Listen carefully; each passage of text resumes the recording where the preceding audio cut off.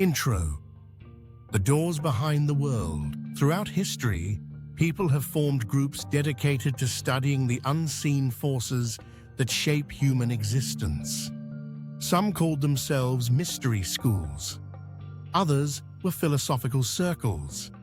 Some focused on symbols, not secrets. And others simply explored questions most people never ask. Their goal wasn't control. It wasn't power. It was understanding. Understanding what reality truly is and how human consciousness interacts with something far larger than itself. Today, people wonder whether these ancient groups knew something about the world that we've forgotten, something about the structure of reality itself. This video explores that idea in a careful, symbolic, and mythological way. What did these societies believe the universe was made of? And why did they describe reality as if it were an unfolding broadcast? Section 1. The original keepers of knowledge. Many ancient societies believed the world contained multiple layers: a visible physical layer, an emotional or symbolic layer, and a hidden structure beneath it. All these layers weren't described as conspiracies, but as metaphysical models, similar to how physicists today discuss dimensions or fields. Groups like the Pythagoreans, early Hermetic circles, and various ancient philosophical schools studied these ideas with intense focus. They weren't seeking worldly influence. They were attempting to decode what they believed was a deeper pattern behind human experience, a kind of order woven into the universe. They used symbols, mathematics, and metaphor to describe this hidden architecture. Some believed the universe operated like a grand harmony. Others believed it was a cosmic mind. And some described reality almost like an emanation, a signal moving outward from an unseen source, a broadcast. Section 2. Symbols as maps, not secrets. Many groups throughout history used symbols not to hide knowledge, but to express ideas too deep for ordinary language. A triangle wasn't just a triangle. A circle wasn't just a circle. These shapes represented principles, order, balance, unity, transformation. Today, people sometimes misunderstand these symbols, but originally, they were simply frameworks for philosophical ideas. For example, a spiral represented expansion and return. A square represented stability. Light represented awareness. In a modern context, these are the same metaphors used in psychology, physics, and even computer science. When ancient teachers described light entering darkness, they were often talking about knowledge entering the unknown, not anything literal or ominous. Understanding that removes the mystery and reveals something far more interesting. These groups were building maps of the world, attempting to understand how reality unfolds from an unseen source. Section 3.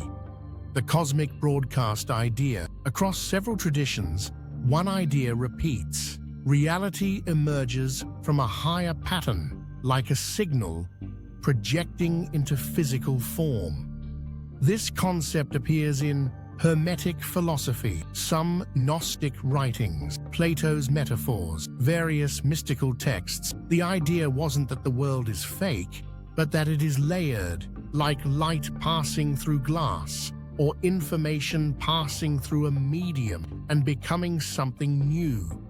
Some texts describe this source as the fullness, others as the One, others as the origin. Modern thinkers compare it to a field of information, a universal mind, a base layer of reality, a simulation, metaphorically, a broadcast of consciousness. In these teachings, human beings aren't passive observers.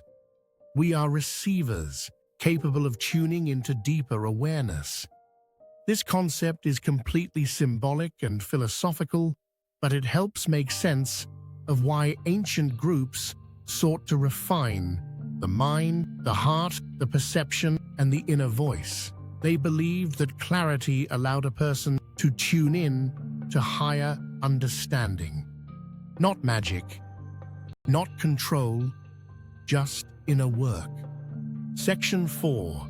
The Watchers of the Inner World. Many traditions describe beings or forces not as physical entities, but as qualities of the human mind. For example, guardians could represent inner resistance.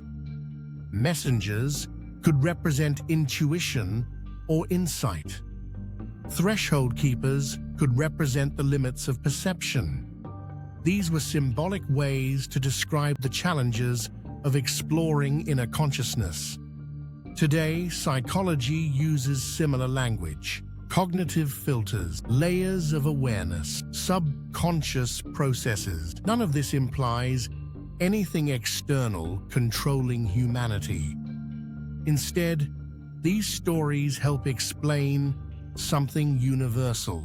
As you approach deeper understanding, your mind must pass through unfamiliar territory. This is why so many traditions emphasize preparation, reflection, meditation, ethics, balance. They believed inner harmony allowed a person to receive more of the broadcast, the clarity, insight, and understanding flowing from the deeper structures of reality. Section 5. Glitches, symbols, and the human experience. People today report experiences like déjà vu, synchronicity, symbolic dreams, intuitive insights. Ancient philosophical groups described these not as supernatural, but as moments when the layers of reality briefly align. In their metaphors, these moments were like brief flickers in the cosmic signal, reminders that human consciousness is connected to something larger than the physical world. Modern science speaks of quantum fields, holographic principles, information-based reality, different language. Same curiosity. Both ancient societies and modern thinkers are trying to answer the same question. What is the source of the universe, and why does consciousness seem to reach beyond the material? Section 6. The transmission within you. Many teachings agree on one idea. There is a signal within every human being. A spark, an inner broadcast, a connection to something deeper. This spark isn't supernatural. It isn't mystical. It is the simple, undeniable fact that human beings experience meaning, insight, awareness, and intuition.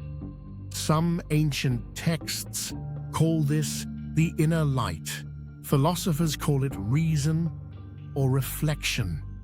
Mystics call it the heart. Modern thinkers call it consciousness. Whatever the name, this inner broadcast guides a person toward truth. Truth about themselves and truth about the world. It isn't controlled by any group. It isn't hidden behind rituals.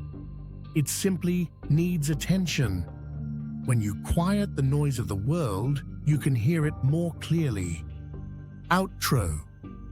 The real secret. If there is any secret in the teachings of these ancient societies, it's nothing external or dramatic. It is simply this: human consciousness is more profound, more connected, and more powerful than we often realize. Symbols are reminders. Stories are metaphors. Mystery groups were study circles. And the broadcast, the deeper structure of reality, may be something we are all connected to by nature. The real journey is not outward, but inward. The question is, are you listening to the signal within you? Drifting Hobo Co.